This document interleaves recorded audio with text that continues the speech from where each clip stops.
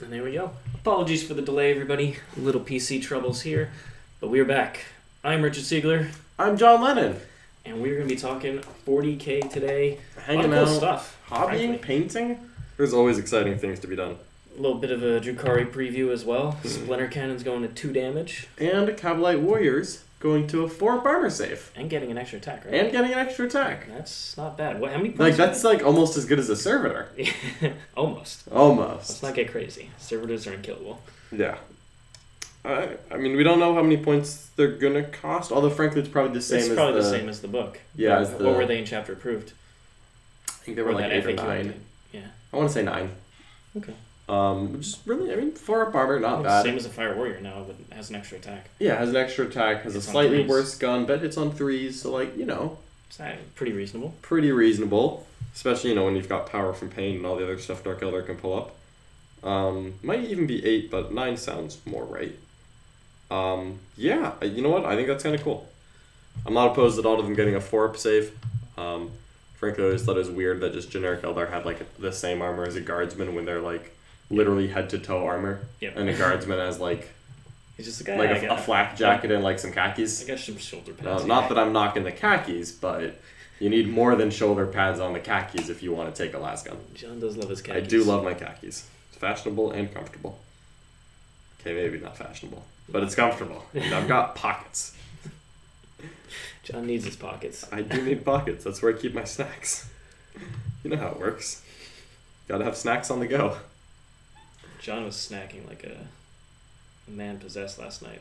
I had some Tostitos while watching the Super Bowl. Quite a few. Perfect. I had half a bag. Yeah. Perfectly reasonable.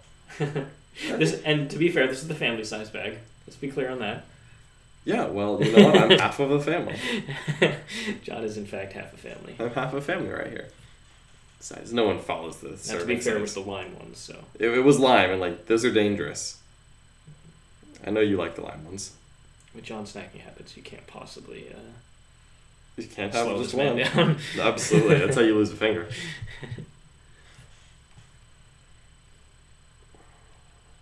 So how are these nights coming along? Because You know what? We are You've gosh been darn working on them, on the folks. train for a while. I've been on the night train for a while. Progress is being made. All 4 armigers are done. All of the legs are built.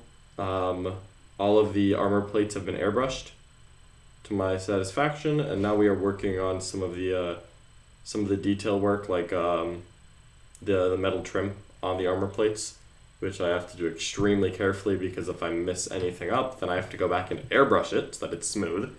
Because if you just do like a little bit of like yellow paint on top of like an airbrush, it's gonna look so much worse. I already did that once and just like gave up in sadness and just airbrushed the whole thing all over again. It is not what I want to do. So we're just gonna take this extremely slow, with the precision of a sober dentist. I, on the other hand, am working on some Immortals for my Necron. Mm-hmm. You were really excited about those Immortals. I think they're great. They I think in this meta where you don't really want to be contesting the middle as much, certainly not in the early game, Mm-hmm. it's nice having that extra long-range firepower so you Yeah. can play the angles. That 100% makes sense to me. There are too many armies right now that are just trying to like jam the center and just take it. And a lot of them are very good at it in their defense, so I won't talk trash there. That's what Scarabs are for, though. Or just bleh, jam in the middle and just Yep. not dying. I mean, really though, like, you should just have Beast and Nurgle. These Nurgle are awesome. These things are so stupid. I think thick is the adjective I'm looking for. Scarabs are pretty silly, too, if you get the Resorb That for is them, true. for a big unit, That is true. and then you pop it off. Especially if it's the Relic one. Just oops, I got half the unit back. Oops, 4-ups. Could you theoretically stack the Relic Resorb with a Reanimator? No, it's max. Reanimations is always max +1 or -1. Okay. That's perfectly reasonable, but worth asking. Yeah. Now that's the only combo that could have done it, but they knew. You know what? I'm glad that Games Workshop learns. I feel like it's just the people who worked on the Necron book. They were like, no, nothing is broken coming out of this. No, absolutely not. And then the Marine Other playtester than was Frayed like, ones. Chief Apothecary. No, okay. To be fair, they did give the Necrons some things that Marines didn't get.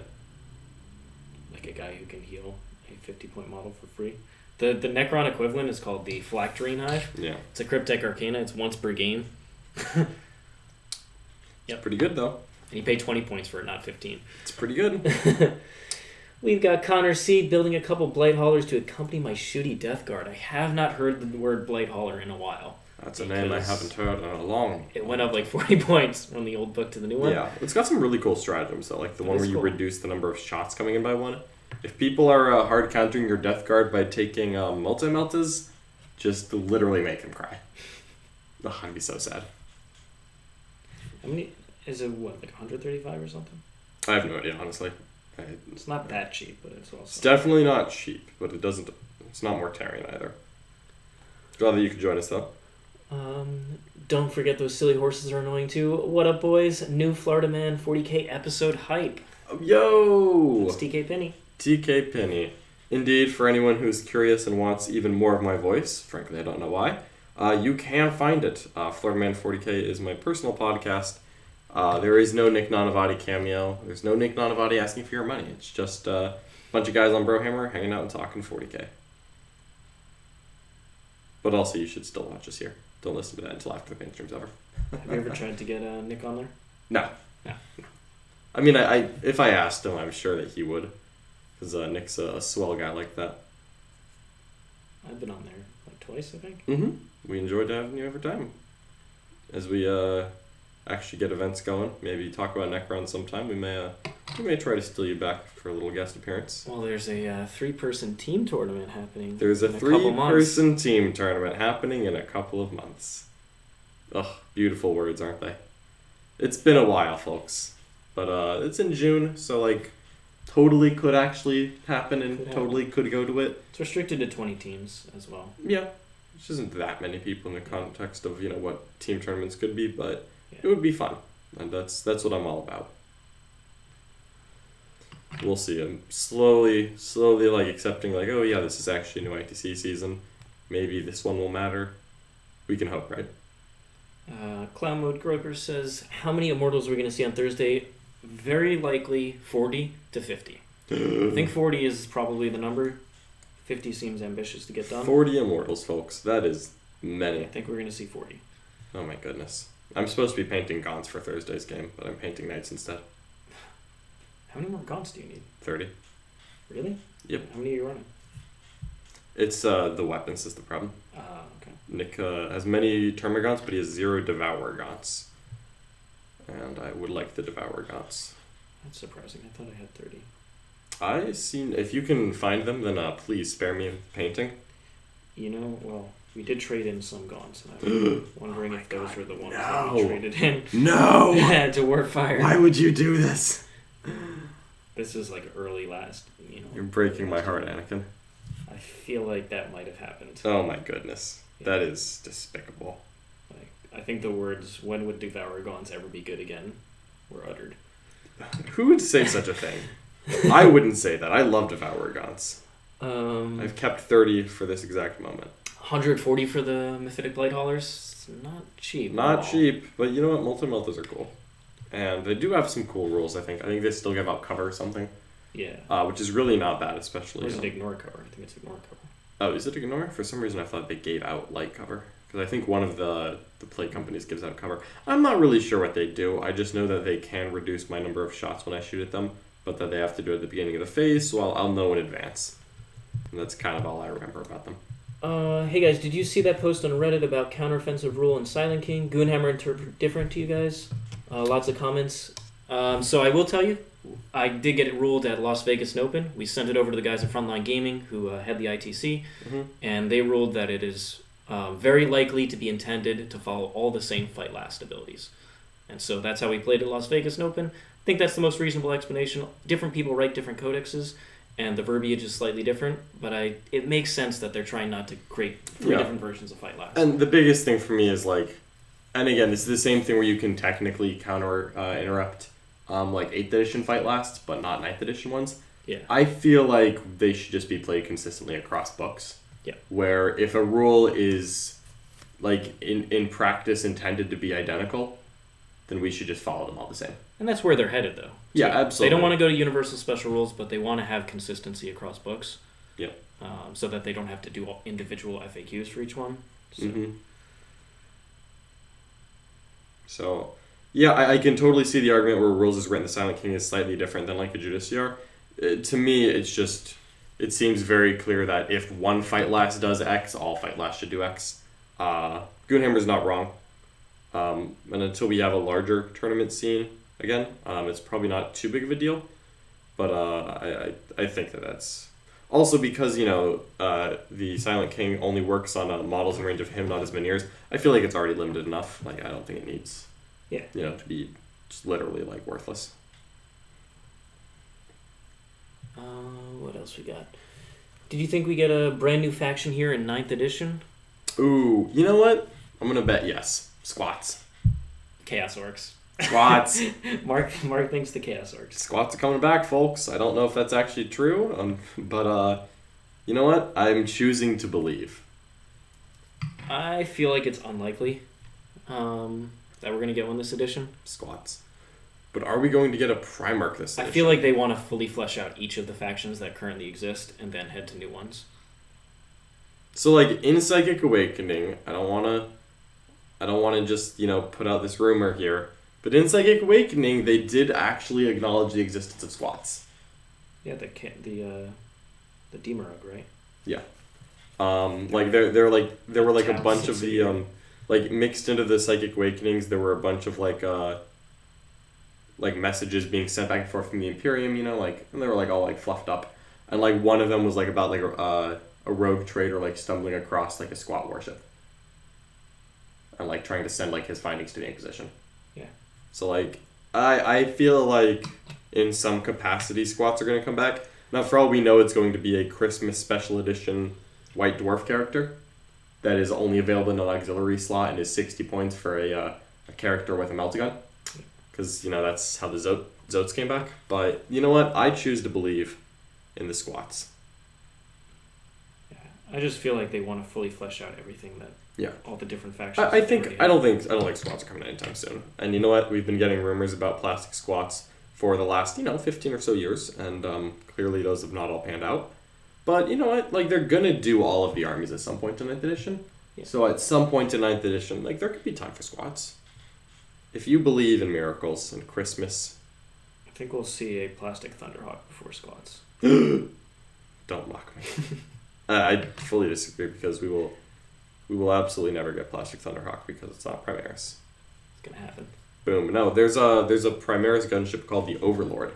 The Overlord? Yep. And it's like referenced in some of the novels, and like we're gonna probably get like a Forge World Overlord at some point in the next 5 years. I don't know. And you know what? Giant Space Marine gunship. Will I buy it? I actually might if it's cool. It'd be a fun paint project. Bust out the airbrush for that. You get to play it in an Apocalypse game against Nick. Obviously. What else would I use it for?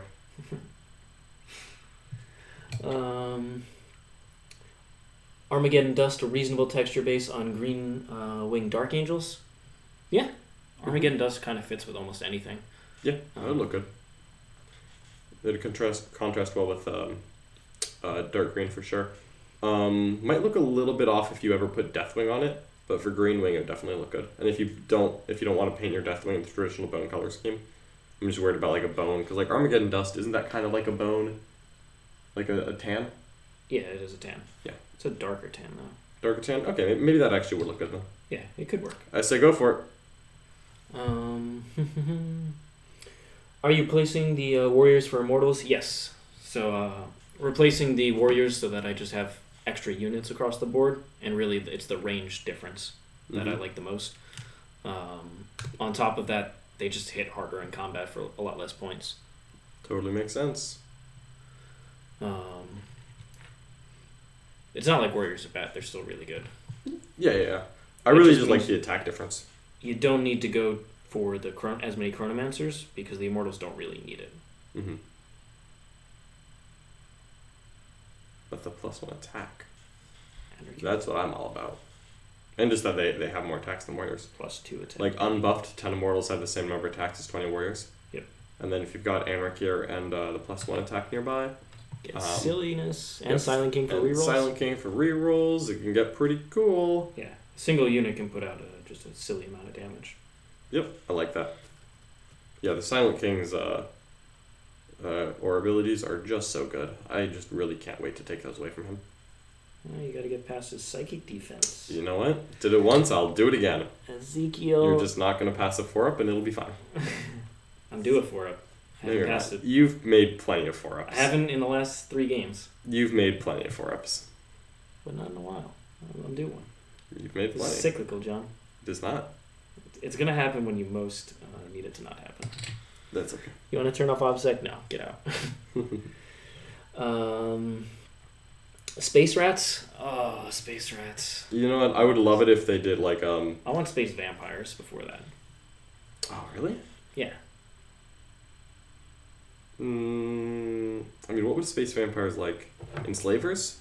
Yeah, something like that. They're like I feel like the all the hearses and that type of thing could look really cool. 40k like armored hearses and stuff. Yeah. Their fortification could be like a big castle. I feel like that just looks too. It's gonna be too Sigmar. Too Sigmar. Sigmar looks great. Sigmar looks great. Look, more of that. Age of Sigmar looks absolutely fantastic. Oh, some of the new vampire models that they've been previewing recently, like, oh, buddy, those are pretty. But I don't know. I just feel like they probably want to keep those aesthetics a little. I just want more stuff that isn't Space Marines. That'd be awesome. Well, I mean, I think I'm very content with the current number of Space Marines, and I don't think we need any more. Dark Mechanicum. Oh yeah, you know what? I would. Yeah, if you want John to play Chaos, Dark Mechanicum is definitely a way to get that to happen. I feel like that's the most likely faction that they would add. Yeah, I actually think it's pretty natural. Probably just like a Lost in the Damned. Yeah. Because like they've got like all the Blackstone Fortress Chaos Cultists. Like they've clearly been working on these like sculpts. So like I feel like that has to be coming eventually. Yeah.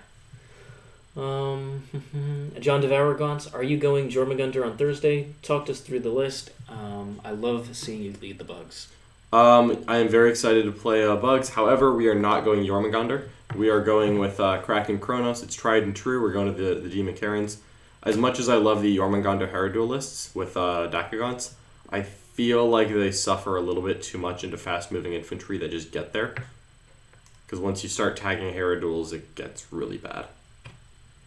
They can shoot into combat, but it's less accurate, and you're restricted in your targets, and that's not what you want to have. I'm a lot more interested in just delivering a... I mean, frankly, you can just 1 CP outflank the... whatever they're called, anyway. The 9 power level 30 Devourgaunt unit. You can outflank that for 1 CP, which is really just easy to do. What's the range on the Devours? 18. Yeah, so not... Yeah, and there's a lictor in the list, so if you really need to, you can 1 CP Ferrum trail them anywhere onto the table. So it's not just an outflank, because I can just 1 CP turn it into a deep strike. And that's 2 CPs total, which is a little bit annoying, but it's also something that makes your opponent screen it out if they're aware of it. And of course, always good to tell them about these tricks. I'll tell Nick for sure, so that he knows exactly what he has to forget. How are these Gaunts here? How are the Gaunts here? Why is there a lictor? Surprise! Ferrum Trail. Stratagem has been garbage for years and suddenly is accidentally useful. Without Psyker support, do you prefer 10 Lightning Claw Vanguard Vets or 5 Blade Guard and an Impulsor for Blood Angels? I like the Vanguard Vets. Yeah. Personally, the speed is really nice, and you don't have to spend 100 points for transport. Fully agreed. It's not like Blade Guard are bad, though. No, Blade Guard are great. Impulsors are fine. I just think that they're just better things to spend the points on in Marines, like just more fast infantry. Yeah. I just prefer having the speed of the Vanguard Vets. Yep, totally. Unless you're Black Templars. At which point you can actually take both. Devout Push? Devout Push. God, it's beautiful. What changed with Devourgaunt's to make them usable? They went down 3 points per model. 2 or 3. They're 7 points per model. They were either 9 or 10 before, but they were so bad that I didn't look. Turns out a 30% point reduction is a step in the right direction towards being relevant. If you had to pick one army to play for the next 5 years, which army would you pick and why? Sisters of Battle. They're really good models. They're really fun. They've got good mechanics. Their mechanics being so solid makes me feel like they're going to be relevant and playable for a long time. They're not just relying on one broken unit that's too good. You know, I could say like White Scars, but I'm afraid that Space Marines are going to get nerfed eventually, and Space Marines would probably be my second take. But like Imperial Knights are like purely hinging on the fact that Megara is better than it should be, or at least better than all the other Imperial Knights. But that's like literally like the faction depends on a single data sheet. But like if Repentia get nerfed, Sisters will still have play because of their core mechanics. Yeah, agree with that. Tyranids, if the Demon Karen gets nerfed, like I don't even know what to do. Like I got nothing. Wait for the new book. Yeah, like literally just wait for the new book. Because before the Demon Karen, that's all we were doing. We're just like, maybe we get new rules eventually. So I would say Sisters just because they're very fun, beautiful models that I enjoy. And they feel like they're the most future-proofed against just being bad. Plus, you know, I think they've gotten a lot of love recently. So I would imagine that they're going to keep up with that. Like, we know that there are new kits coming, which means that they're probably not, you know, last in the Codex line either.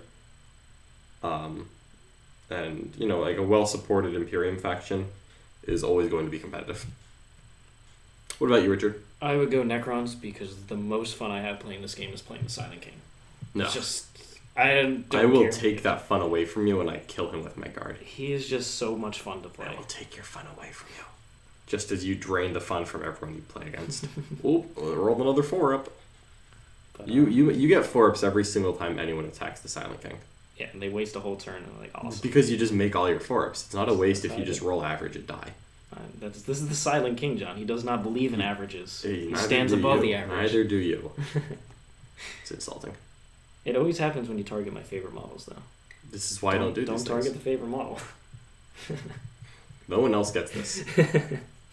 Oh, you wanted to do damage to my Riptide? No.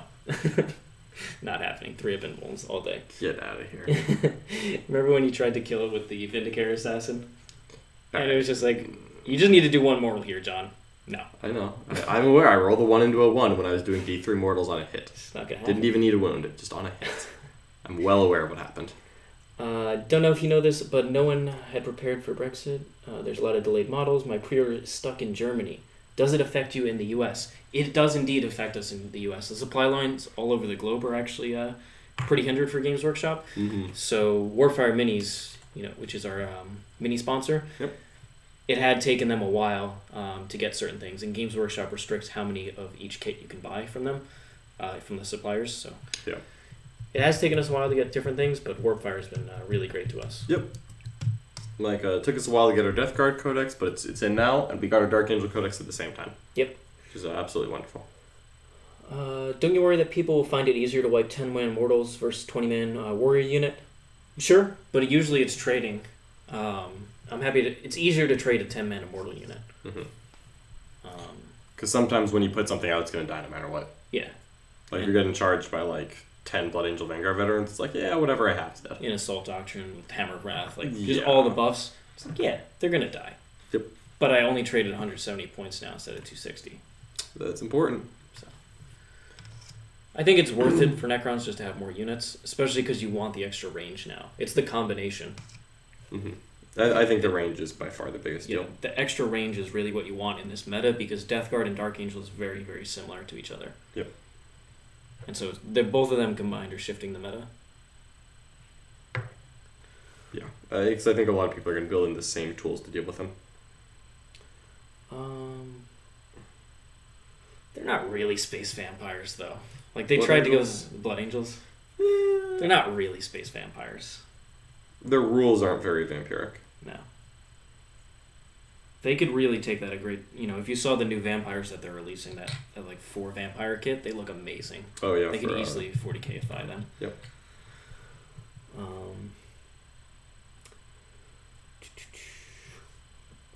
Why don't we see a lot of Space Wolf Blade Guard? I think we just don't see a lot of Space Wolves in general because their Codex supplement was a little bit lackluster when compared to some of the other ones that have come out. I just think Space Wolves are underwhelming in the context of the Space Marine meta right now. I think them and Blood Angels got most of their best stuff nerfed and not a lot of it replaced. I think Blood Angels... Yeah, I mean, yes, but I still think Blood Angels are better than Space Wolves. Because Blood Angels started from a higher place, I think. That's probably true. Blood Angels still really aren't bad. No. It's just like we're saying, comparing them to something like Dark Angels. Dark Angels got really good Yeah, stuff. don't compare them to Dark Angels if you want to feel good about yourself. Yeah. That's not fair to anyone. Mm-hmm. Just the reality of that codex supplement is very generous for the Dark Angels. Yeah, the big thing is Space Wolf. A lot of their, the good units that have the good rules, like Thunderwolf Cavalry. Advanced Charge is a great rule, except if you can't go through ruins. Yep. And you have to walk. You have to be in a ruin because you can't get shot to pieces. You walk all the way back, then around, and you're just in the middle of the table anyway. We saw this in a lot of the games we played, and it's too limiting. We tried very hard to get them functioning, and it was very difficult to get Thundercat at full efficiency. Yeah. So what you need to do is, in fact, run more infantry-heavy builds, which is why aren't I running White Scars or Blood Angels or any of the other combat chapters instead. Yep. You get to that point. So. Yeah, Space Wolves do have a lot of cool things still. I don't want to say it's hopeless. It's just they feel a little bit more like a generic chapter than like uniquely wolves. So I can understand why some Space Wolf players haven't been doing that. But I think Blade Guard would be very strong if you wanted to do a Space Wolf army, to be clear. Blade Guard would be perfectly fine there. What happened to the Knight Perceptor? The Knight Perceptor is just as good as before. It's just the way the points worked out with the decrease in points for the Armiger. That when I take a Knight Perceptor, I have like 70 floating points that I literally can't fill. Like, it's like everything is fully kitted out. Inquisitor. Fully up. No, because that's like an auxiliary slot. I can't put an Inquisitor in a Lord of War attachment. Oh, yeah. Like, there's no Elite slots or HQ slots in there. Only Lords of War. So it just very quickly became like, well, if I go to a Megara, like I get 4 Armigers and still have a 3rd Megara. So I took the Helm Dominatus instead, which gives a 6-inch orc +1 to hit to Armigers. So I can still buff them, even though I don't get the rare ones to hit. And I have magnetized it to be a Perceptor as well. So perhaps the Perceptor will come back. But right now it just didn't quite make it. Would you consider playing with a chess clock on your stream? So in tournaments, John and myself pretty much play in a chess clock every game. Yep. I prefer playing with a chess clock. Nick doesn't as much, except in like the higher rounds of a tournament where it's kind of just typical to just see it in a game. Yeah. But I don't think he enforces that like the first couple rounds. Whereas I'm just used to it and I want to play on it. I want to make sure that the game is completed. So in terms of the stream games, however, we play the games really quite quickly. That was one of the things people noticed about the Las Vegas Open games. Yeah. We were done in like 2.5 hours. People thought we were speeding through the game, but this is just how we play. Yep. So yeah, there's no real impetus to actually put the chess clock on there because we all play very quickly. Yeah. And also, the main point of our stream games is to be entertaining, not just to provide a winner. Yep. And we don't mind if we take some time and do, explain a cool combo or go over a rule that we wouldn't want on our time in, And also going and grab the gimbal, getting the angles, like that's very different. Yeah, it's just a different setting than a tournament game. So I love chess clocks, advocate them fully. Maybe if we do another Streamhouse RTT, but frankly, I think it's better to not have one on our normal stream games. Yeah. But we do recommend them for tournament games. Certainly like having a chess clock available. Now that you play with both, which ones do you like better, Praetorians or Lich Guard? Lich Guard. I still want Praetorians to work. Cool. Lich Guard are just... They hit a lot harder. They get all the good buffs, whereas Praetorians don't. Praetorians have the speed, but generally, just due to the terrain density of 9th, you can get the Lich Guard into a good position and go from there. Yeah. But also the inbuilt defense is huge. Having an inbuilt invulnerable save. Not to mention, they have a 2-up armor, don't they? With +1 to saving throw, yeah, they do. Mm-hmm. They get a save against AP4. Yeah, they do. Now, that didn't end up mattering, but it could have. It could have. Could have. If I rolled silly on it and got on the objective. That would have been sad. Oh, no, I couldn't. You had OPSEC there. Yeah. You had OPSEC. That was Still wouldn't have been happy. Yeah. I like having less Lich Guard, much better than more. Yeah. I think Lich Guard are far superior, frankly. Yeah, the Invul and the 2-up armor is a really big deal. And they are core, right? Yep. Yep. Now, the Silent King does buff the Praetorians. Yeah. The issue there is, once again, only Auric and the Diviner can give them the 5-up invul. Ooh, that's so a lot of effort. Yeah, 110-point character. He's not bad. It's just he's also a named character, so one less slot to take relics, etc. Yeah, of course. Now, you have been thinking about taking a named character. Anarchy of the Traveler? Anarchy of the Traveler. I did take him one time before, and he was awesome in 8th edition. Yep. His abilities were a bit nerfed, but he's still very solid. He works better in Immortal Core, though, just due to the nature of the list. And because you're not really taking Chronomancers, his Warlord trait is the reroll charges, so it's now you don't have to rely on the Chronomancer giving out 5 of bin 1 reroll charges, you just have an aura of it. Now, Space Marines cannot buy any extra Warlord traits for their named characters, but Necrons can. Explain that cheese to me. Necrons are broken. Broken. This is different. It's funny. Him and Illuminator Xeris have the 2 good ones. Illuminator Xeris has the -1 damage. That's not bad. But then most of the rest of the Warlord traits are total garbage, unfortunately. Yeah, some of them are not. If I had Rights of War, it'd be different. Marines at least have that. Is there any hope for Tau in 9th, even with a Codex update, since the army just doesn't play that style well? With a Codex update, 100%, because Tau were designed like mid-8th edition, and they were designed for a very particular type of playstyle. Yep. They only had one playstyle in 8th edition, and it worked if you squeezed the absolute maximum efficiency out of it. Otherwise, you get run over. Like John would run over 99% of Tau players, and that is true. So if you didn't squeeze 1%, that's the problem. If you didn't squeeze the max efficiency out of their one play style, it was still a bad codex in 8th edition. So compound that with points increases and the complete change of playstyle to a progressive primary scoring with secondaries that are more board control oriented. It's very end of 6 and going from 6 turns to 5 turns. All of that was major nerfs for Tau. So they need to redesign Tau so they can interact in multiple phases. Yep. So whether they get more movement phase jank, more assault phase type of stuff, whatever it is, they need to be able to move and get onto objectives in different phases. That's really what they need. If they don't want to give them entirely melee.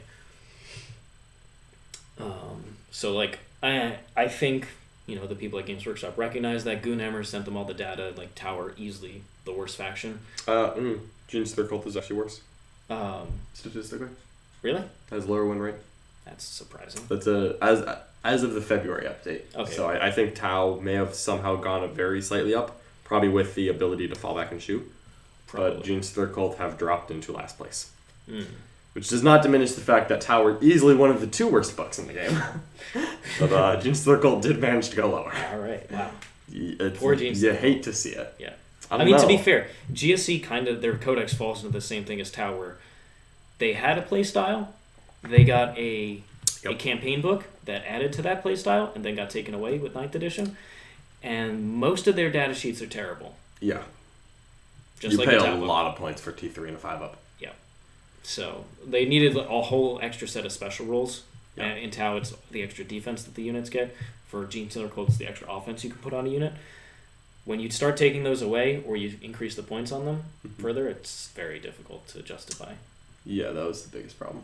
So, funnily enough, Tau and GSC were battling out for top of 8th. And now here they are at the bottom. It's unfortunate. How the mighty have fallen. You hate to see it, folks. We should do Tau versus GSC. You know what? I'm sure Nick would love that. That would have been a lot more fun than Tau versus Guard. You know what? If you want to ask Mr. Weeb if he's feeling like. I mean, we're happy to play Tau versus Guard. I'm happy to do it. Yes, I'm very happy to play. Get run over by I'm the happy to Guard play Guard to Tau. Guard are perfectly fine. Revenge. Richard, yet another question for your Necrons. You seem very impressed with the 20 mortals against the BA list. Would you replace all your warriors? I am indeed. So you're going to get to see my updated list this Thursday in the War Room, where I'm going to run, I haven't finally decided, but 40 to 50 immortals is where I'm headed. I just think they're much better suited for the current meta that we're in. Particularly the changes to Dark Angels and Death Guard coming in full force and their play style. And then, just how the meta has kind of shifted over time towards even more firepower. Yeah. It's nice to have more guys with 2-up armor and cover. Yep, that's very strong for sure. I'm looking forward to seeing that on the table. Immortals are super cool. John, your last Scars list had 6 attack bikes, one of which was While We Stand We Fight. Are you worried about 2-3 Plague Burst Crawlers picking up a unit turn 1? I feel like that's not realistic for 2 to 3 Plague Burst Crawlers to do. Maybe if you're high rolling them. But frankly, no. And if they have 2 to 3 Plague Burst Crawlers, I may decide not to take Always Stand to Fight with the attack bikes, or I may just try to get a 10 on it and just accept the fact that all of their Plague Burst Crawler shooting is going into a single attack bike squad for a while. Yeah. Because I've got an Apothecary, if they just target it and fail to kill it, like it's growing half the strength back anyway. So it's definitely not making me change the list, the prospect of multiple Plague Burst Crawlers. I can just change my in-game strategy a little bit depending on the opponent to see how I want to proceed there. 3 Plague Burst Crawlers comes at a cost, means they probably have less board control overall, so then John, that opens up a different secondary option for John. Exactly. There's always something. I'm not trying to build, a foolproof, these are my 3 secondaries against Death Guard. I'm just trying to have more options, and then I can make a pivot in-game as I need to. Yeah. And I think that's really the strength of White Scars, is their ability to do multiple things well. It's like they're not the best close combat army in the game. They're not the best, or they're not even the best close combat chapter. They're not the best shooting chapter. They might be the fastest chapter, but Raven Guard are pretty close. But they just do all of the things combined very well, better than most. White Scars are very sum of their parts, and the sum of their parts is pretty darn strong. It turns out. Well, that's what makes them hard to play. Is you need to get that efficiency out of all of them. Yes, yeah, you cannot afford to waste your resources with White Scars. If you start throwing things away, you very quickly suffer.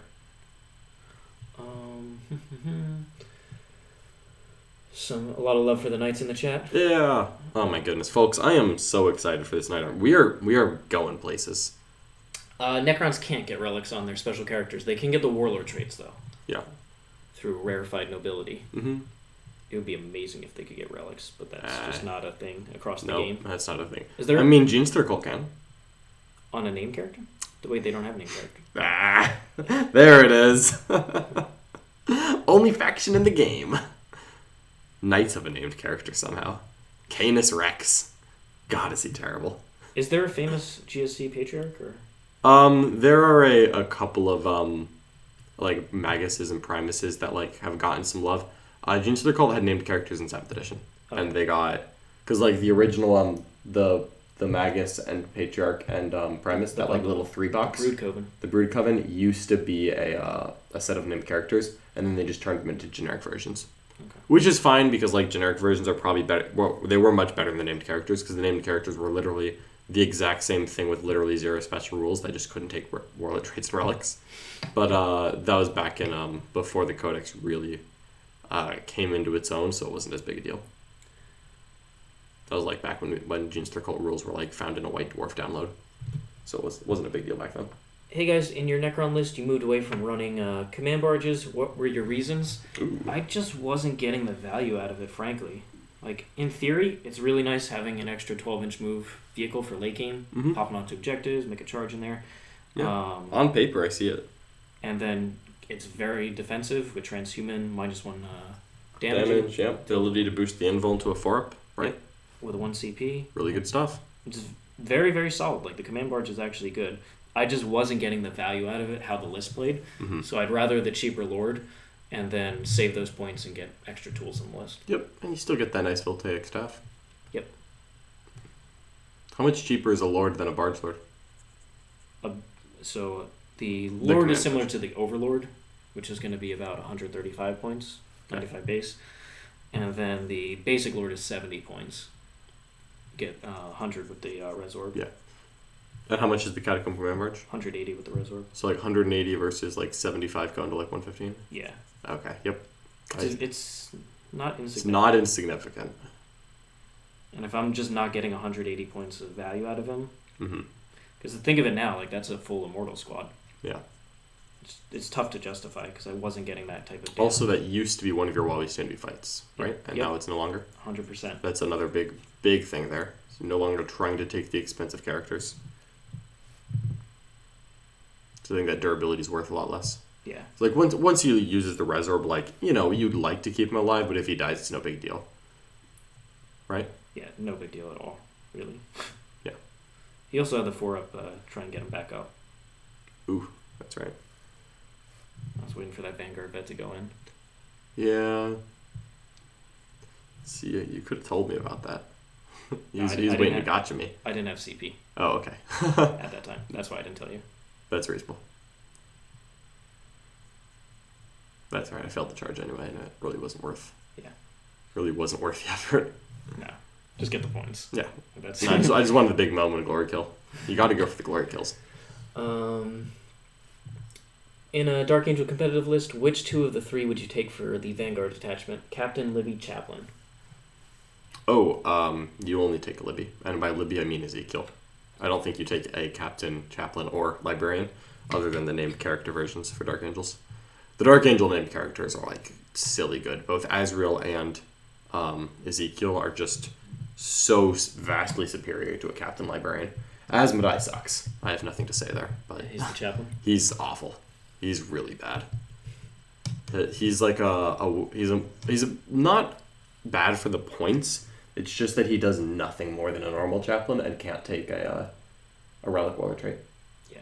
Because like his special rule, so he knows his second chant, but he only chants once still, even though he knows the second one.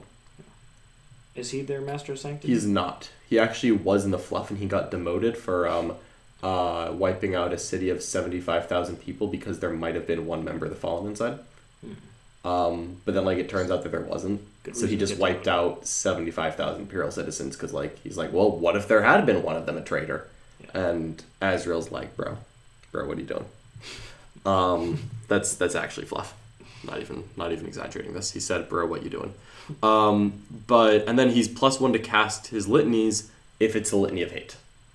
Only the Litany of Hate. Everything else is a 3-up. Litany of Hate's a 2-up. And he's +3 inches to auras for the Litany of Hate. Okay. So, like, he literally is really good at casting the Litany of Hate. And you know what? The Litany of Hate's not bad, but, like, if I want the Litany of Hate up, I'm not going to use a 4-wound walking chaplain. He's only 4 wounds, too. Yeah, he's small. He's an old manlet chaplain, and he's like 85 points. Like, you know what? Like, they didn't like overcost him for what he does. They're like, you know what? We're gonna make him so crappy that he has to be cheap. But then like he's so crappy, I don't want to take him. And I'll just take a Libby, not take a Litany of Hate, and do other things, or take a chaplain. Anything besides Asmodai. Bring back Jump Shoot Jump. Yeah, you know what? I think Jump Shoot Jump for like Eldar. Honestly, I think Scions should have that. Tau, absolutely not. Tau don't deserve that. But you know what? Scions would be really cool. Jump, shoot, jump. That's what I think. Are we going to get to see Scions? You know what? I would like to bring them out. The next time I do guard, they will almost certainly be making an appearance, which will probably be into your Tau. What about a Valkyrie? Which is not what I need. No. No. You go away. No Valkyries. Just one. You know what? If I owned one, I would. They're just so depressingly terrible. They're actually, like, they keep getting cheaper. And pretty soon they're going to be accidentally good by virtue of doing not what they're supposed to, but by being cheap. Yeah. And, like, they're almost at that point now. But, like, for their actual job, they're just so bad. Didn't their strats get taken away in the book? No, they're still in, they still get their Psychic Awakening. Which has, like, some specific Valkyrie strats. Okay, it wasn't didn't there be, like, a Tempestus Drop Force? Oh, yeah, detachment? They lost those ones, yeah. They lost part of what made them good. Yeah. Okay. They didn't lose everything, but they're not great.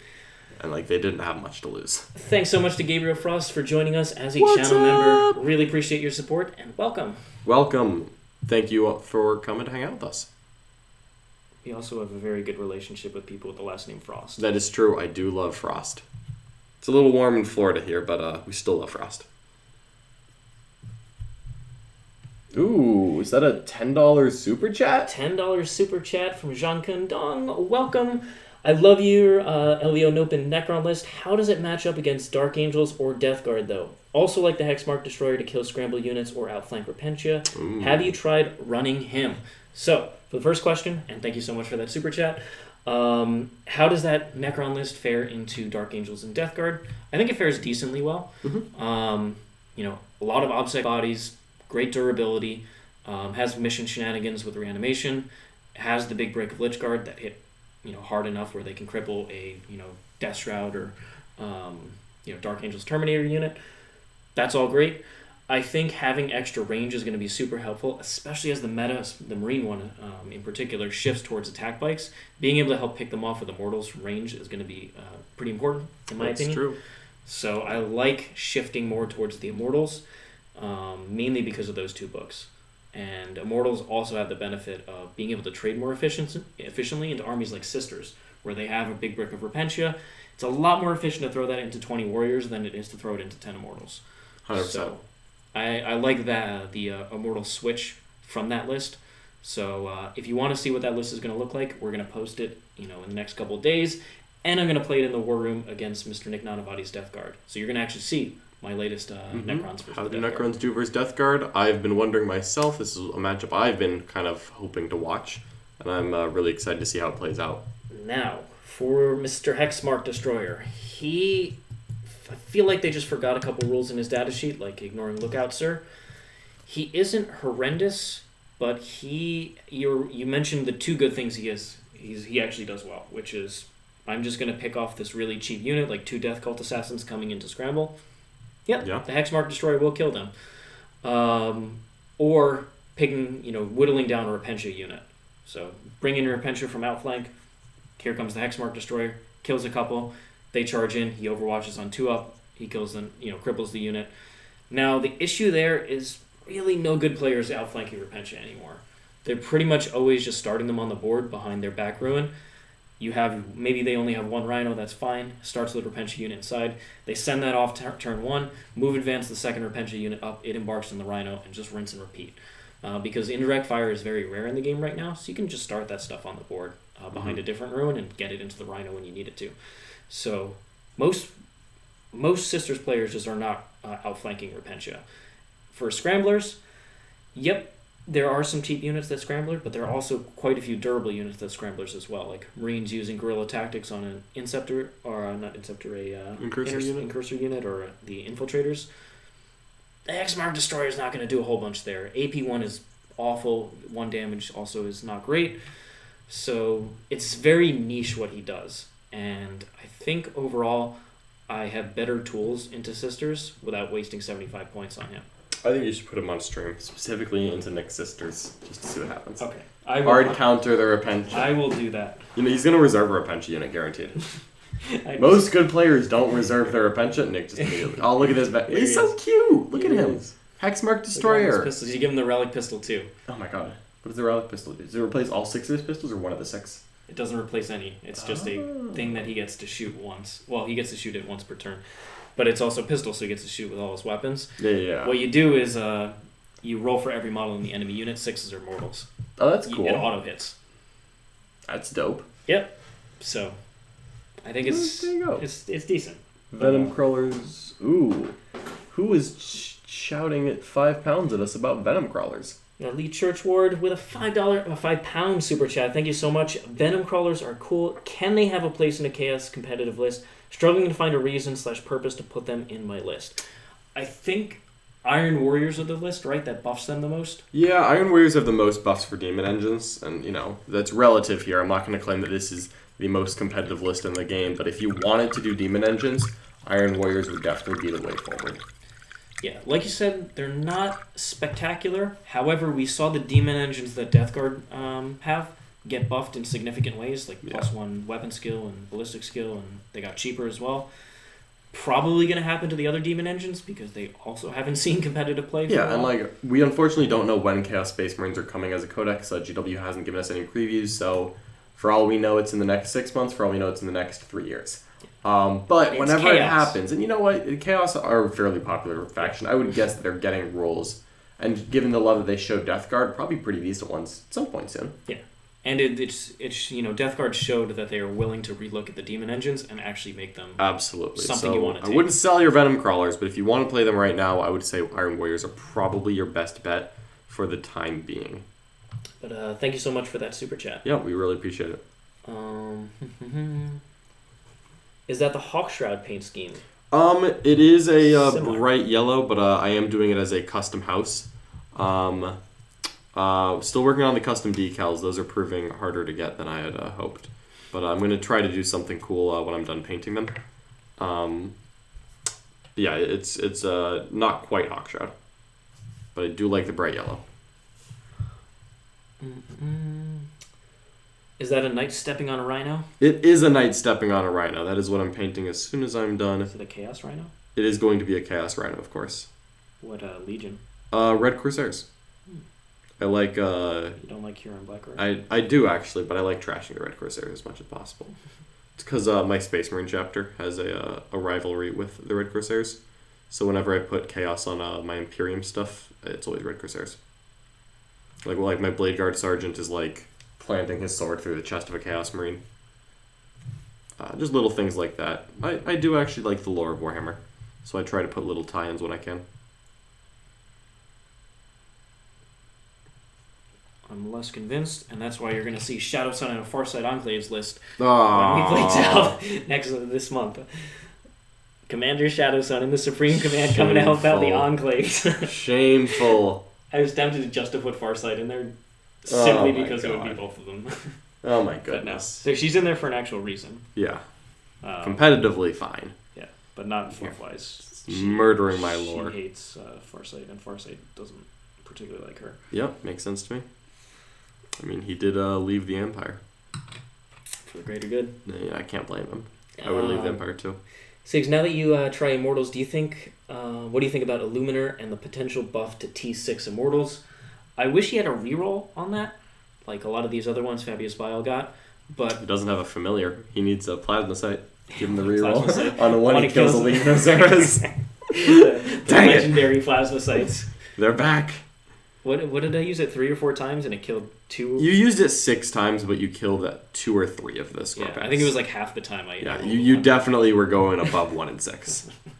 It was amazing. It was fantastic to watch. Like, oh, the 2-man Could have Scorpax. really used all those extra attacks. Yep, it's like, plus 1 attack. Oh, I just lost 5. Dang it. Every time. Thank you for that. 15 points. I was like specifically leaving them alive. It's like, no, you're on my side now. But I think in an Immortal list, that is his place. Mm-hmm. He's actually quite good there. Yep. Is he good enough to justify? Potentially. I'm definitely willing to try him out. Mm-hmm. I would love to see it. He's such a good model. Like, ever since he came out, I've really wanted to see him fully painted. Mark has him. So if Mark brings him, I can potentially paint him on Thursday. Or Wednesday. Oh, yeah, because Mark's going to be here Tuesday. Love to see your list in the next Warren game, as I am not able to watch the game. 50 Immortals seems good. Is it still with 2 Chronomancers and the Res Lord or other support characters? I haven't finalized it, but the list itself is going to be publicly available. Yep. When we do that post. We do make posts on our website the day of our games. So if you go to check out our website, theartofwar40k.com on Thursday, even if you can't watch the War Room game, which I would recommend signing up for, but I understand not everyone can. You should definitely still check out the list. Definitely. We've got Clown Mode Groiper with a $5 super chat. What? Thank you so much for your consistent support of the channel. John, you are known for your heroic interventions. How do you set this up versus top players? There's a great example, the LVO Nopen Finals. Yeah, honestly, you tell them about it, because I try to be an honest player. I don't just be like, oh, you didn't know that my specific sub-faction could do this? Haha, gotcha. That's not the goal. Frankly, it's you tell them about it. Some people just forget. And also sometimes it denies the area and you don't actually use it. And that's what normally happens, is it's like, hey, just so you know, I actually have this rule that heroically intervene X instead of Y. And then they give me extra space and they're a little more cautious with how they play against me because they know that this could happen. Yeah. And just getting a little bit of breathing room is sometimes actually a big difference. That's the mind games that kind of come into play. Is you intentionally let your opponent know a rule because you know it'll change how they play. And that's what I want more so than actually getting into combat. Yeah. I want to change how people play against me. And it has still been very effective for that. Also, admittedly, the heroic intervention is a little bit more of a meme than something I'm known for doing in tournament play. Nick is just offended that I keep using rules after I tell him that I have them. Which is, you know what, that's a very Nick-like approach. But I'm going to keep doing it. Let's get the heroic. I have a whole emote for this. I can't stop heroicing. John's going to heroic. John's got a heroic. It's just one of the things in life. Heroics? Speaking of heroics. We're talking about heroic interventions. I'm talking about this Eldar list I just made for our game. Yo, what's in it? It's so good. It's Awesome. Eldar Harlequins. It's We finally get to see the Harlequins again. I'm happy. It's all kinds of stuff. It's How many jetbikes? 0. I know. What? Yeah. So we How many Dire Avengers?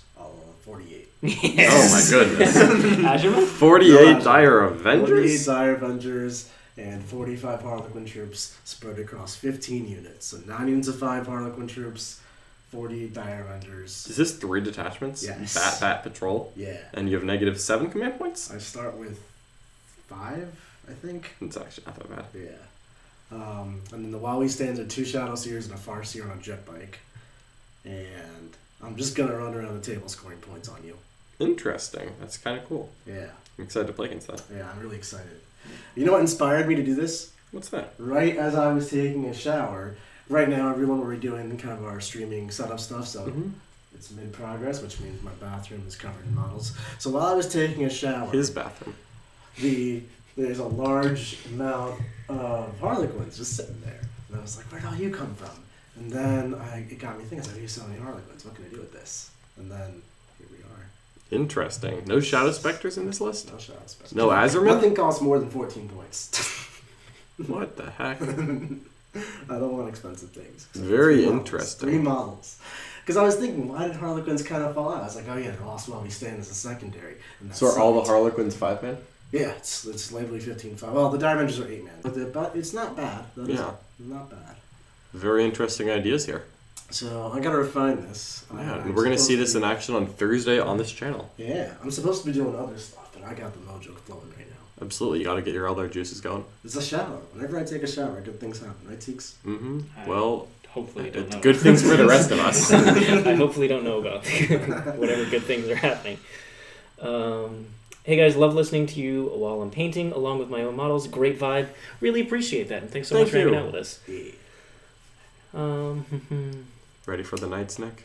Haven't lost a Death Guard yet. Novak plus the Silent King doing the business. That's what I love to hear. What's up? Nick's gonna feel the business on Thursday. What Silent King is doing, he'll get a lot of code combat, so that's what he would do. Let me just max that out real quick. let me just put a 15 down. It's ridiculous. It's stupid Silent King. Also, I forgot, there's 3 solo Warwalkers with Bright Lances. There you go. Those could turn into the Star Weavers. That's where my points went. I just decided to have like some Warwalkers. I don't know. Ooh. They were good last time. Yeah, they were good last Warwalkers time. are pretty cool. Now it's confusing my detachment though, because they want to be master crafted, and Dire Avengers don't really care about that. So Yeah. I gotta decide on that anti. What are you doing?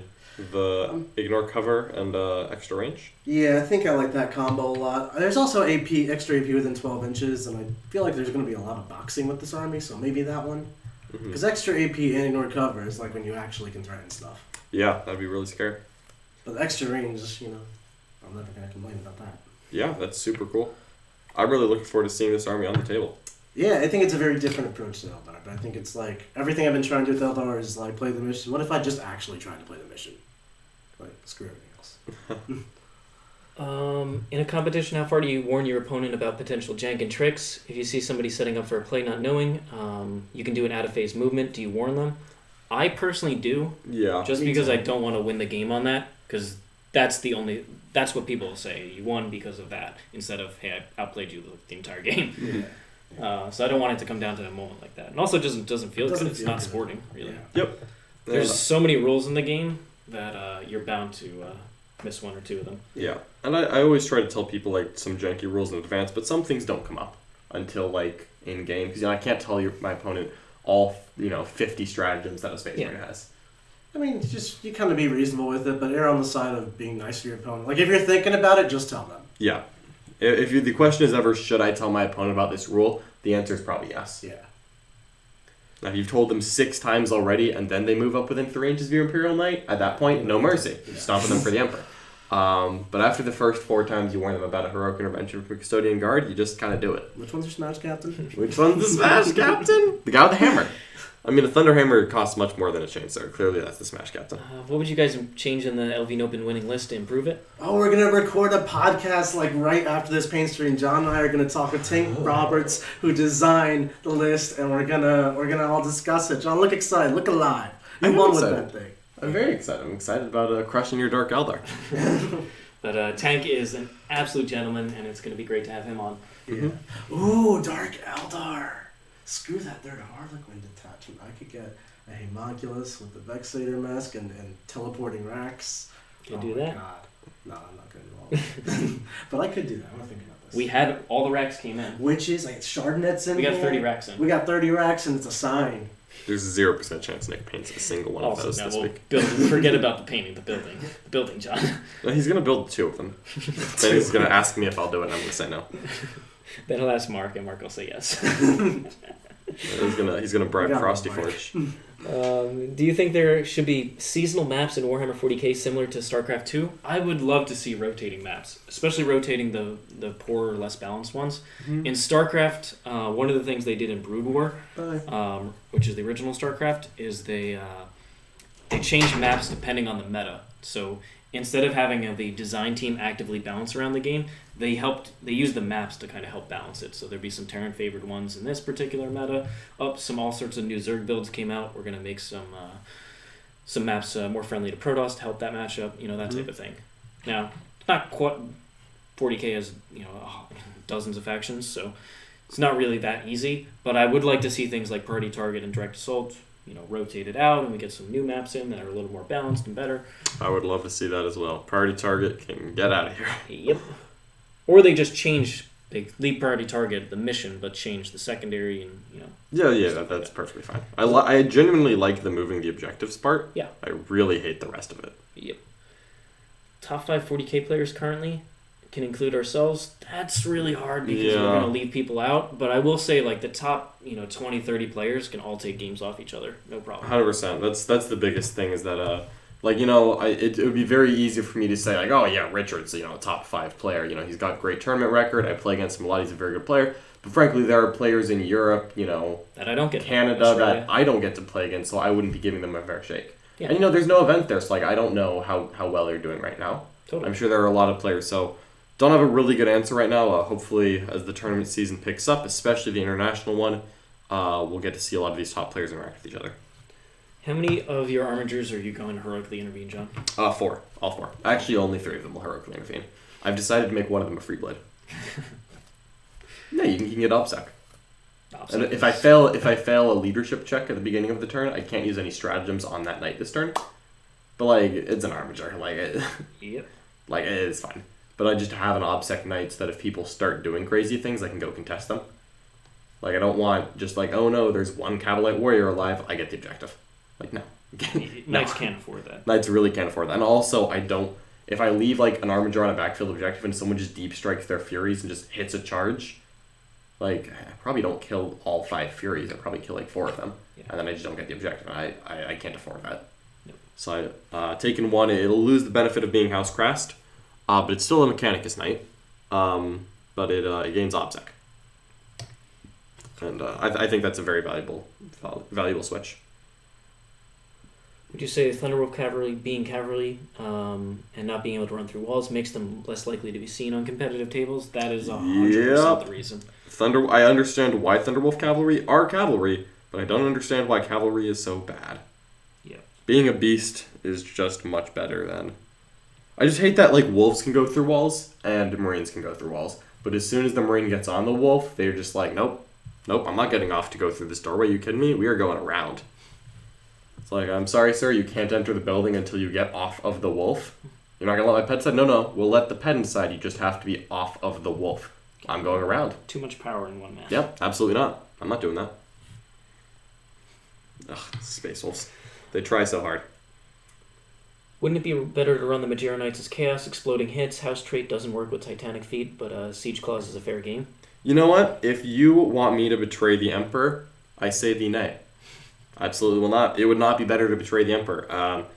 You know what? I took oaths of loyalty to the throne. I will not break them for something so trivial as more powerful rules. Also, Imperial Knights are still pretty darn good. And they're cooler. I don't like spikes. What is the Harlequin's nightmare matchup? Necrons. That's pretty dirty what you did to them last time. Yeah, I don't know. I feel like Mortal Wound spam the Super Chicken and I think there's Magnus. a couple. Yeah. It's durable OBSEC that also has crazy shooting, so you can't just charge in. Harlequins typically don't have a lot of units to just sacrifice into Overwatch, and they're usually not taking the Ignore Overwatch stuff anymore because Tau doesn't exist. Mortal Wound spam is brutal on Harlequins. 100%. And then they still struggle against T8 though. Yeah, they kind of do. Even with fusion pistols, they're hardly reliable. No, not at all. So they do have tough matchups, but at least in some of them they can use it. It's matchups where they can't use their movement and obsec jank to control. I would guess like big pink horror bricks with summoning points and like Magnus and a Lord of Change would be like the old style TJ Lanigan list. I would bet that list is a nightmare for Harlequins. Now I don't think we've done that matchup on stream. However, I could really see that being a bad one. But if you want to see Nick have to play into a nightmare, oh my god! If you want to see Nick play Harlequins, top super chatter each month. It's been a while since Nick has been back on the Harlequin train. Or in the sub matches. Or in the sub matches. John and I are dominating the sub matches. That's true. That's true. But you know what, Nick? Fan favorites. Give Nick some love. Absolutely. I'm excited for Guard vs. Tau. Oh, it's gonna be joyous. What was the other sub match from that month? Custodius and Ultramarines. Oh, that's right. That's gonna have to come in at the end of the month.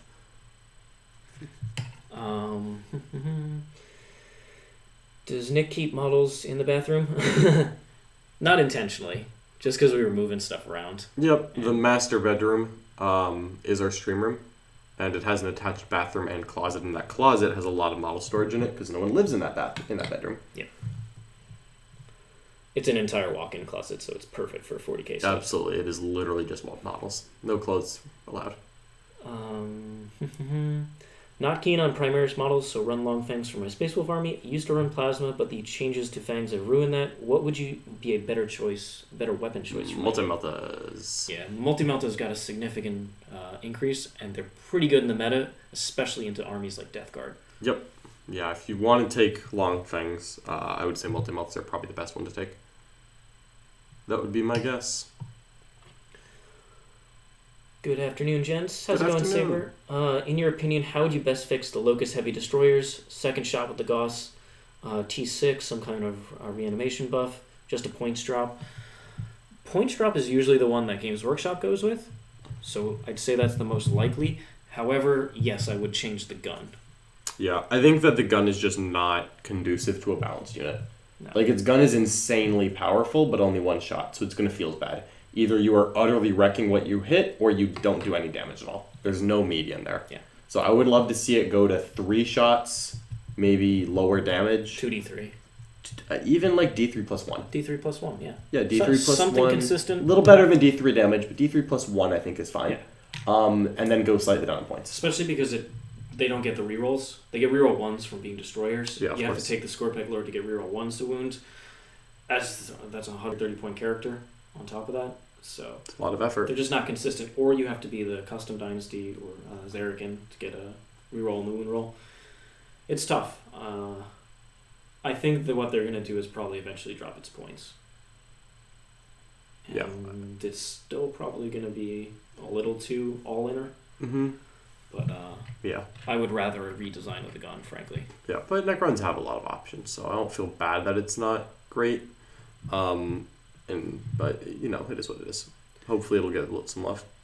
Or they introduce here's a campaign supplement. Here's some destroyer cult rolls. No, that helps buff no more rules for Necrons. That's please. what I would like to see. No.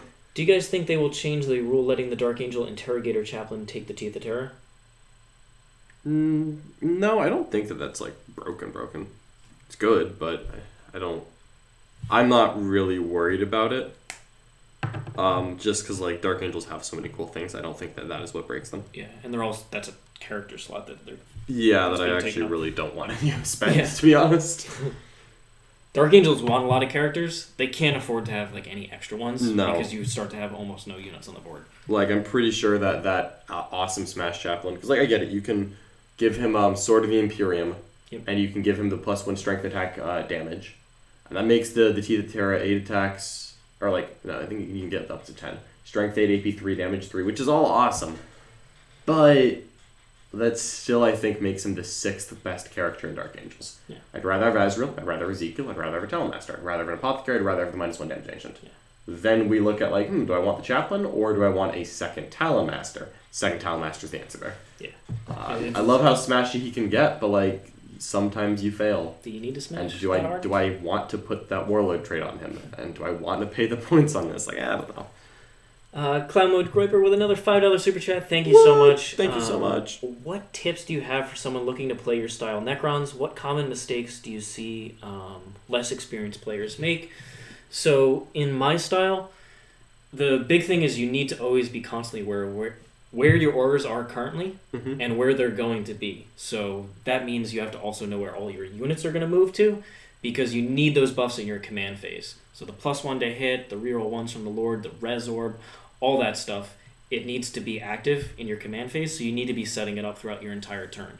So there's a lot of forethought that goes into moving the army, and that's why you see, if you go back and check the LVO Noping game that I played against Mark, I do a ton of pre-measuring before I move anything, because I need to know exactly where the warriors are going to be, immortals are going to be, where the scarabs are going to go, because the scarabs need to screen where the warriors are going so that they don't get charged or don't get charged by models that can ignore Overwatch and that type of stuff.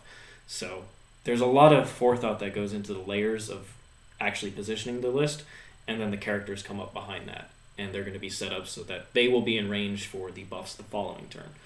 It's really the movement of the list. Yeah, that totally makes sense. If you watch Hellstorm Gaming, the other thing I would say is every single turn you need to be accomplishing something. And if you lose a turn, the army isn't fast enough to recover from, wasting a turn of its movement. So that's why I typically play a pretty aggressive turn 1 and get it towards the middle, and then I have more options in the later turns. I like that. It's designed to be an aggressive list. You just have to move it in a particular way where you reduce the risk of moving that aggressively. I think that was pretty sage advice. Yeah. It's very similar to how I played that Tau list in 8th edition. If you remember that one. It's precise movement. If you make any mistakes, you're going to get punished. Punished pretty hard, honestly. So, really, you win the game in the movement phase with that list. With how the codexes are looking up to be, with improved stats for troops and elites, what do you guys think Tau will get as improvement for their codex to bring them up to speed? I think they'll get a lot of movement tricks, frankly. That's what they need. They don't need more damage. They can become more efficient in their damage, and marker lights can do other things. I would love that. No, marker lights must stay.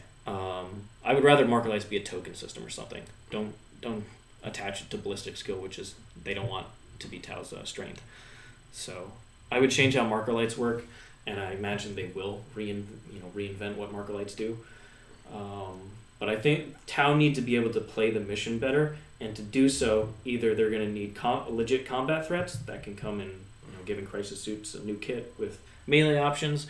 It could come in allies in the auxiliaries that they have access to. Something has to happen, but they could also just give them movement tricks. So in your opponent's charge phase, they get to move. At the end of at the beginning. You're not a cyber dog. Stuff like that. When they're targeted for a charge, after they shoot, they can move. Stuff like that. Oh, get out of here. Yeah. Get out of here. Not a chance. That's broken. Siegler wants Tau to be broken again. I will not stand it, folks.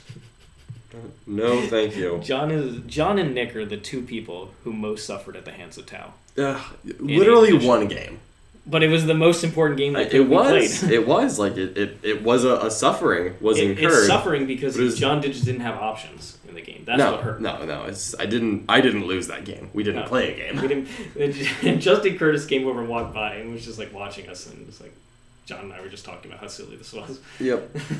Yeah, all of the pregame mission deployment, everything conspired to make a bad matchup. John needed 2 of those things to go his way. None of them went his way, and it was just like, I needed at least one. I think 2 would have been a good place. Two is like we're actually, if all the pregame goes my way, like we're in a good spot. Yeah. But if none of them go my way, there's nothing to do. Yep. That was the nature of that match, but unfortunately. Pure Infantry Blood Angels makes Harlequin have problems. Ooh. I mean, Marines in general, frankly, are pretty good, just because Rights of War is so strong. Oh my god, it is. And, things like Sanguinary Guard having heroic interventions, very powerful against Harlequins. Ooh, heroic interventions, you say? Yep. Alright, I'm gonna go grab some from the room. Okie doke. Hi to Mr. Mark Perry. Good day, gentlemen. How's it going, Punk Fox? Hope you're doing well. But yeah, I think overall for Tau, they really need the ability to play the mission in multiple phases. If they get that type of stuff, they'll be in a much better spot. They also just need dramatic points decreases. All their units are costed as if they have drone especially the battle suits, are crossed as if the drones are active. Well, what if you don't have drones?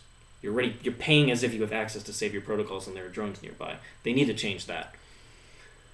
And they kind of did. They increased the cost of drones. I would have decreased everything even more if they want to make drones more expensive. But they have their work cut out for them with Tau, frankly. These immortals are looking good. So this is immortal unit. Brings me up to 30. Want to get to at least 40, and I've got the kits back there. Oh yes, we can make it happen, folks. More knights. Where's my basing stuff? More knights. Do you have any of Nick's brushes that... Are terrible? Yep. Yep, I used this one for... Perfect. Just need to put some basing material on here. That's a nice beat up one. You gotta use the Nick brushes for these things, folks. 100%. God, how are there so many armor plates on knights? There's a whole bunch up there, too. Yeah, those ones are done. But, like, these ones are not done. There's just so many. It's obscene. It's absurd. It's insulting. Thinking about getting 9 Forge World Scimitar jet bikes to use as Raven Wing attack bikes. Are they actually good enough to warrant this insanity, or will they eventually be, fade out of the meta? So I think attack bikes are actually good. And now it is entirely possible that Games Workshop nerfs them. But with their current rule set, I think that they're fantastic. And to be clear, I thought that they were good before the attack bike hype of like Death Guard and Dark Angels coming out. Yeah, I mean Nick did too. Nick was taking them for a bit. I thought they were fantastic. I actually really like them. You know what? Getting the Scimitar jet bikes as attack bikes is actually really tempting now that you say that. The Scimitar jet bike is the I assume White Scar specific? No. It's just the jet bike from 30K. Yep. Although there is, of course, a specific White Scar jet bike version, which is the Golden Keshig. And now that you say those words, I'm like, ooh, can I get away with this? Because like, if I could get away with that at a tournament, that would be worth me doing, because those models are sick. Ugh. You got me thinking there. Now I'm like actually considering this. Sean has 30K brain. I do. I really like the 30K model line. I also love the Sigmar model line. And if I could use more Sigmar models in 40K, I would use them. But 40K is my favorite game, even though some of the models in other games make me jealous. Yeah. Especially Sigmar. Sigmar models are awesome. Sigmar models are awesome. Oh my god, all this Slanesh stuff and the vampires that they've been doing recently. Oh, buddy. The Inquisitor, that's going to be... Yep, that Witch Hunter Inquisitor type guy that's coming out in that board game. That's what I would like. I would love to put that on the table. They've been doing pretty good in 40K recently, too. They have. Like just Silent King is just amazing. The Triumph of St. Catherine. Triumph is great. Not the Primaris. They're not. Most of them are actually pretty good looking. Blade Guard. Blade Guard are just disgustingly good looking. We need to snag some of those. Like, we already have enough Blade Guard, and I'm still probably gonna get some. Only $182 for the 3 bikes, John. That's it. Oh God. Okay, maybe I won't. Maybe, you know what? I could though. That's the dangerous part. Is that I could. He could. I just shouldn't. Dang it! Why do you say these things?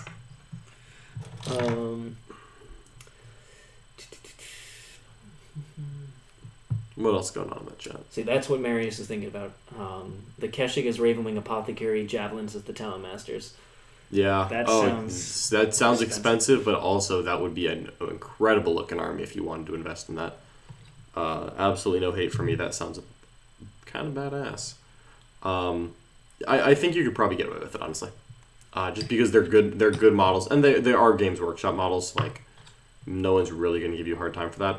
I actually saw some really cool 3D printed attack bike equivalents that I would love to get. Unfortunately, Frontline Gaming, like right before quarantine kind of happened, had like kind of issued some statements saying that they weren't going to allow fully 3D printed models at their events. So I assume that's going to kind of come back as well, which is a little disappointing, personally. But you know, I understand why they say that. Yeah, especially because of their relationship with Games Workshop. Yeah, you know what? Like it makes sense. It makes sense, and sometimes it's sometimes it looks cool, sometimes it looks terrible. So I get it, but the 30K models, that is not a bad place to look. I'm gonna do it. Get 9 jet bikes as my attack bikes.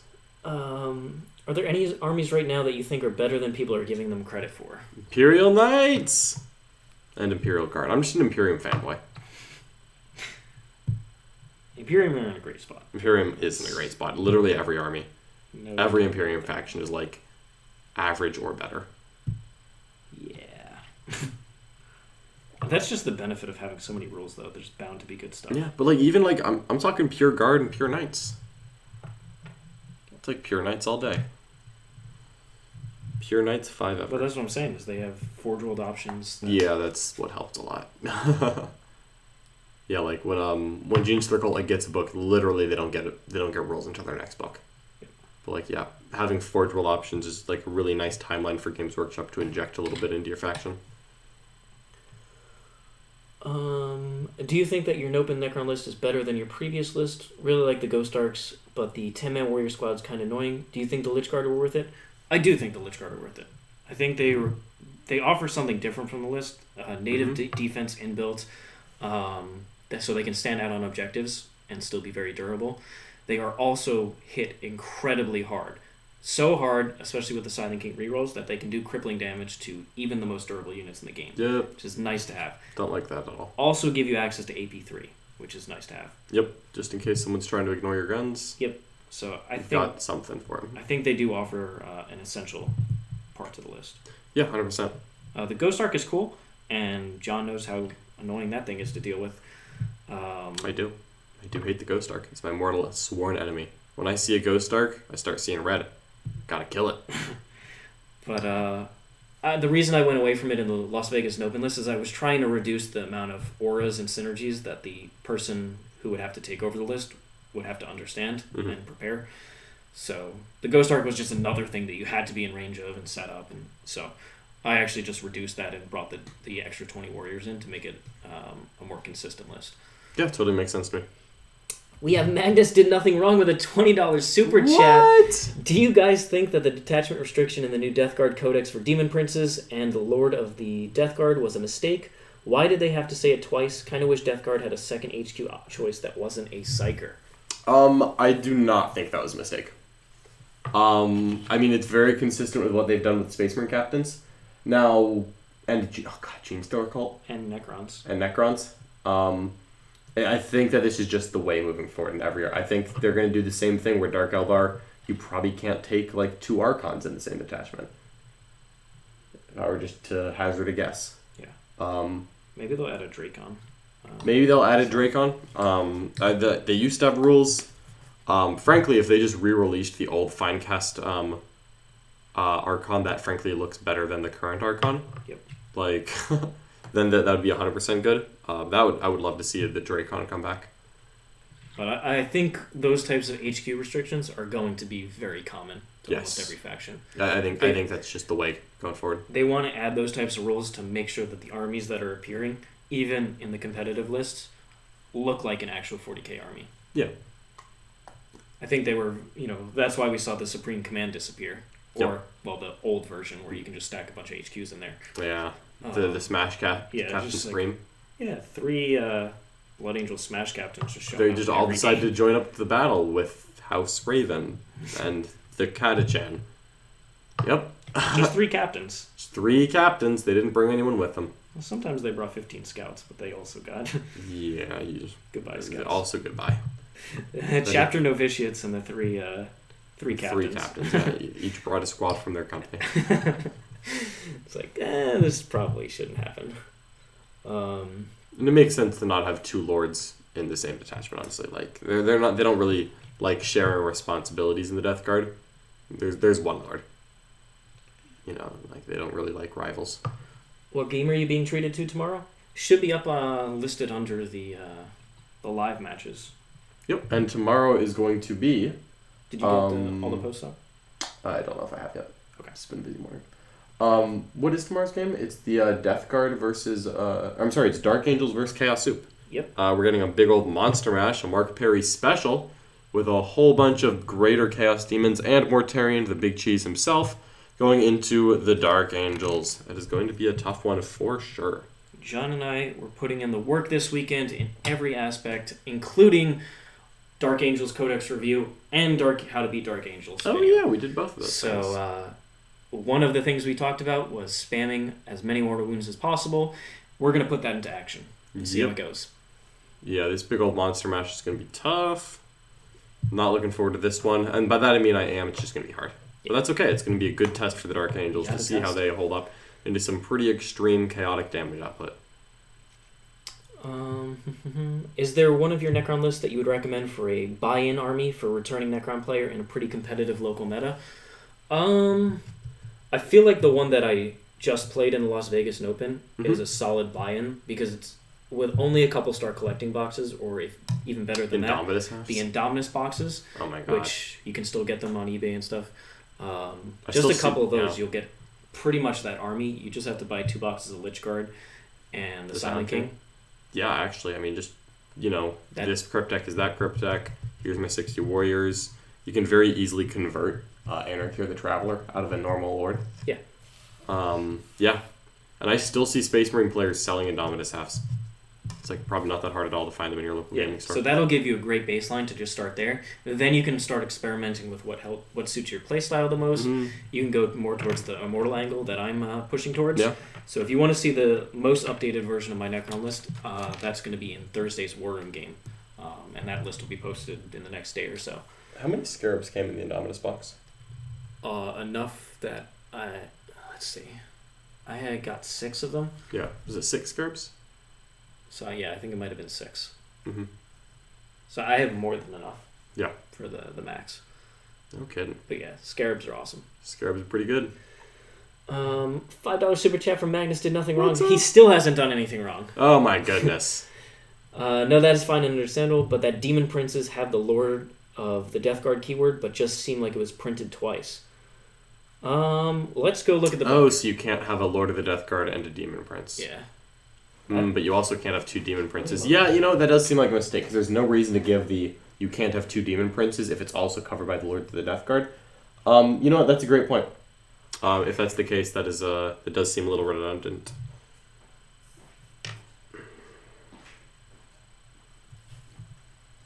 We're getting to the bottom of this. Keywords. Bubonic started as Lord of the Death Guard. So you can't have 2 Lords of the Death Guard in a detachment because of that rule, but then you also can't have 2 Demon Princes, which, does seem redundant, since if you have a Lord of the Death Guard, then if you have a Demon Prince, then you already can't have a second Lord of the Death Guard anyway. Yeah. Which is a little bit silly, because I think it means that a battalion literally has to have a Malefic Plaguecaster in it. I don't think you can build a battalion without a Malefic Plaguecaster. And that's the biggest disappointment there for me, is that there isn't a standalone Malefic Plaguecaster. Like, you have to get him as part of the old Dark Imperium box set, which is a little bit hard to acquire. I think there's a new 3-pack of characters. Is that for sale? Yeah. Oh, that's right. I think so. So. Still. Because we tried to order one and it hasn't come in stock yet. Right on. Okay, that makes sense. But I think he's in there. Okay. But yeah, that seems a little silly and overly restrictive, but it follows in what happened to Necrons, where they got very overly restrictive in terms of core. Yep. So. Or Gene Stealer Cult, where you just literally can't double any character. You don't need to, John. Yeah, got it. Yeah. What would I do with that? Triple Patriarch? That's actually what I would do, yes. I used to take Triple Battalion purely so I could take Triple Patriarch. What are your Imperial Knights lists going to consist of? Triple Megara and 4 Armiger Warglaves. The Warglaves are all painted up, and I'm excited to get them on the table. The Megara are very, very close to being done. Right now we're just doing the trim on all of these yellow airbrushed armor plates that I've been working on for a while. Noise Marines and Emperor's Children Terminators are seeing some varied success in events recently. Is Mono Emperor's Children in with a chance? Definitely. Yeah, Emperor's Children has some really cool stuff. It's the best of Legions, frankly. Has great rules for both shooting and melee. Mm-hmm. Honor the Prince is one of the best strats in the game. I hate that so much. I really do. But you've seen it with Matt Marsali's list. You bring in some durable demon board control stuff, and then you surround it with Emperor's Children. Damage output, very powerful core. Yeah, I think pure is very competitive for Emperor's Children, but I don't think that you need to be pure either. I think you're still better off, as always with Chaos, with a soup build. Have you given any thought to using a massive amount of mortals, like 6 to 9 max units? Yes, I think you don't really need to go that far down the rabbit hole, just because it's better to have faster units. Mm-hmm. You want some sort of speed in the list. Part of the speed of the old list was the warriors reanimating into the middle of the table, so that I could then start there the next turn. Yep. Without that, if you're going for more immortals, because you're really not, you're not doing the crazy reanimations usually outside the res orb. Yep. So instead, what you get the speed from is scarabs. And I think for that, I'm going to go grab a custom dynasty and give up protocols. Get that upset going on. Yep. And a scout move. That's pretty speedy right there. Yeah. I'm excited to see this latest iteration on the table. I want to test it out. Mm-hmm. I mean, scarabs are just extremely annoying to deal with. And that is true. if you want to deal with them, you're not dealing with immortals. Yeah. I could 100% see this being successful. As always, I try and ask the tough questions. What is your energy drink of choice going into GT? It is called water. Yep, water. Nothing but water, baby. Literally hydrate. Staying hydrated. Yep. Neither of us drink energy drinks, and I'm gonna pin it. That's our reason for success. No energy drinks. Yep, that's exactly it.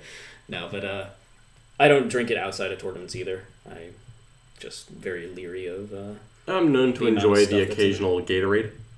That's not really an energy drink. No, That's like not. that. It's not like a monster or a I'll drink Raise. Gatorade, Powerade every now and again, but not the actual energy drinks. Negative. Red Bull, not for me. John doesn't need any wings. No. White Scars. I'm already fast enough.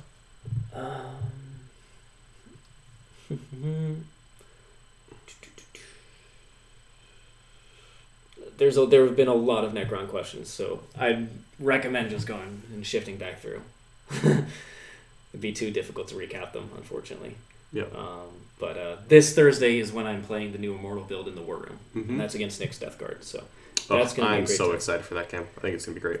$10 super chat from Stellar Lucas. Thank you What's so up? much. How do you guys see God level tier characters coming into 40k? Do you see nerf coming to characters? Dark Angel, Interrogator Chaplain with Teeth of Terra, and with the right setup, 10 attack, Strength 8, AP 3, Damage 3. That is powerful. Like, I'm not questioning it at all. I think the opportunity cost is just getting lower and is getting higher and higher. I just think that support characters are generally better. Yeah. That's me. The thing is, because of the points increases and just the shape and how 9th edition works, where you want a lot of different units that are doing mission things, that are holding down objectives, there's less room overall for characters. So the characters you do take need to do multiple things at once. Mm-hmm. So they'll have some powerful auras. They'll be giving particular buffs to units. They have great rules on their data sheet, like Fight Last, stuff like that. They'll be doing 2, 3, 4 different things. So the Tallyman's a great example of that. CP regen, exploding sixes. What else does he have? He's decent in melee. He +1 to hit. +1 to hit Yep. for a unit. That's the type of character you really want nowadays. One guy who just smashes isn't really enough, I don't think. I mean, as hard as that guy hits, he hits about as hard as 2 Terminators. Yeah. Like, and he hits in one spot. and he hits in one spot. And frankly, 2 Terminators is no command points. It's about as fast as this Interrogator Chaplain is walking around with a chainsword. I guess you could jump hack him, but still, it's much tougher. Yeah. Not a character, doesn't take up those values, actually fills detachment slots, is core, so benefits from all of those rules.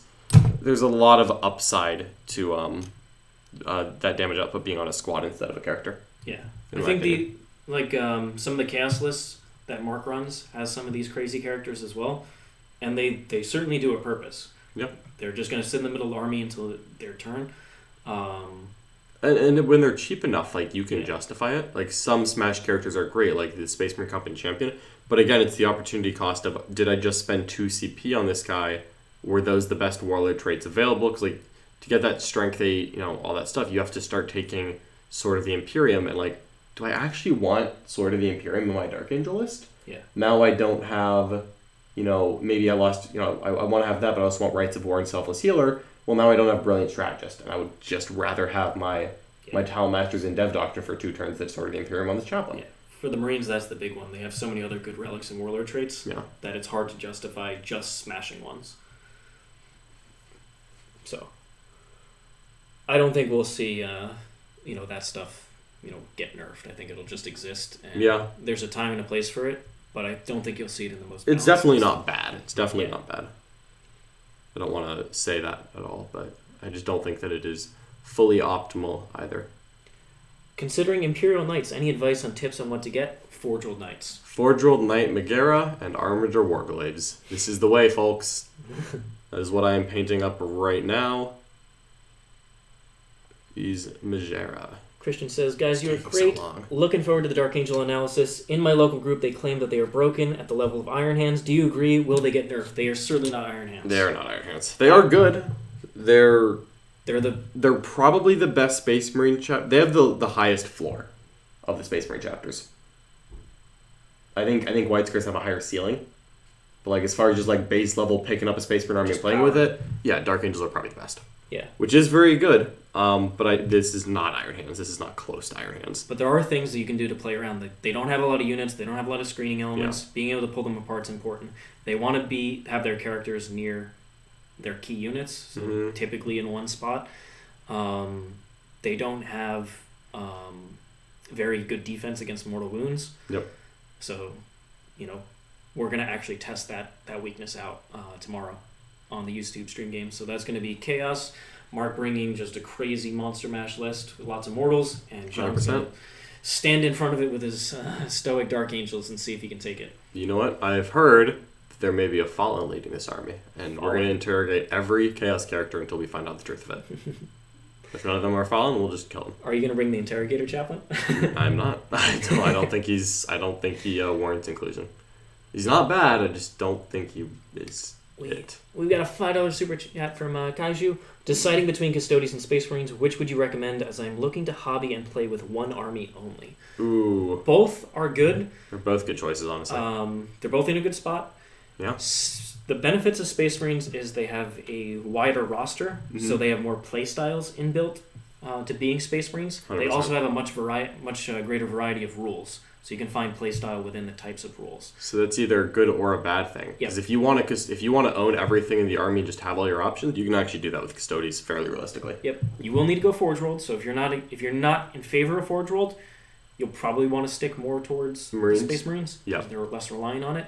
But if you don't mind Forge World and Resin, Custodies, you could actually just get pretty much every option. Yeah, I think both are great. I would say Space Marines probably have a little bit more of a long-term shelf life because Space Marines are pretty much always viable.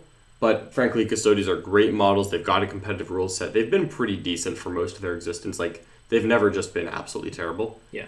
I think they had like a couple of months, but that was very short-lived and they immediately got boosted out of it. So Custodies are not at all a bad choice. Honestly, I say make an aesthetics choice about which one you think you're most passionate about. And if you like both of them, you can't go wrong then. Another difference is Marine strength typically comes from their lower points cost and their efficiency in their data sheets, whereas Custodies come from their stratagems. Their stratagems give an entire new dimension to the army. 100%. So if you like the flexibility of adding stratagems and getting power that way, Custodies are a good army to play. Mm-hmm. I'd agree to that.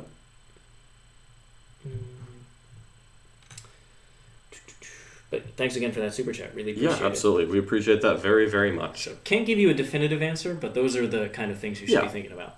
And I think that you're not going wrong either way. They're both armies that are in pretty good spots right now. And both have good ally potential as well if you ever wanted to. All right. Well, we're a bit past 3. And I know John has to go record a podcast episode. It's true, I do. With Mr. Tank Roberts. So if you want to hear about that LVO and Open final winning list, they are going to do an interview with him. Mm-hmm. Coming up tomorrow, we have that Dark Angels. John playing the Dark Angels once again. Into Mark Perry playing Chaos Madness with tons of mortal wounds. Let's see if the Dark Angels can stand up to it. Wednesday, 1 p.m. Eastern, we'll be back to our hangout and hobby. And then on Thursday, the back-to-back games. Wait, Nick Nanavati coming back. He's playing Eldar. Crazy Eldar list. He's got his Dire Avengers back. And into John's Tyrannids. Oh, yes. We have not seen Tyrannids in a while. John is bringing the Forge World goodness. We're going to see how it goes. I'm super excited about it. And then the War Room game that night is going to be Nick playing his latest Death Guard iteration into my latest Necrons. So top tier matchup there. That exciting awesomeness. Yep. So week full of great games. Do check out our channel. Check out our social media for the full schedule. And thanks so much for hanging out with us. Yep. Bye. Have a good one, Nick. Bye.